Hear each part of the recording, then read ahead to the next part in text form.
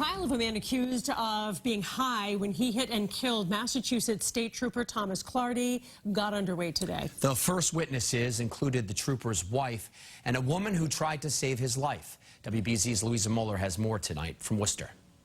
I tried to feel for a pulse in the officer's neck, and I could not. A nurse who ran to Trooper Thomas Clardy's crumpled cruiser, describing how she found his body lifeless. The officer was twisted over to the left. Another witness explaining how moments before Clardy's cruiser was rammed into by a black Nissan, he saw that car cruise across 3 lanes of traffic on the Mass Pike in Charlton at roughly 80 miles per hour. It went right into the breakdown lane and instantly straight into the back of the cruiser. On Monday, the trial of David Jagunya, the man accused of driving that Nissan, striking and killing the 11-year veteran of the Massachusetts State Police, began. The search of that vehicle located a substantially burned marijuana joint on the passenger's floor of the vehicle. Prosecutors argue that Jagunya was under the influence of marijuana that March day in 2016.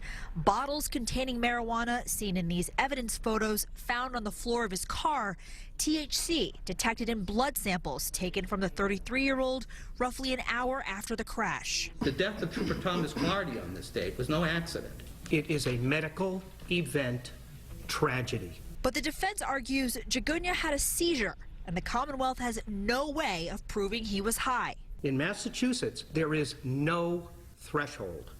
There is no drug recognition expert. There are no coordination tests. There is no debate over the result of the crash. Trooper Clardy's widow and the mother of 6 of his 7 children took the stand to describe the last time she saw him alive. Sold my loved one and touched them back up the driveway. Massachusetts State Police Colonel Carrie Gilpin was here for some of today's trial start, as well as a showing of other troopers in the courtroom. In Worcester, Louisa Moller, WBZ News. Louisa, thank you.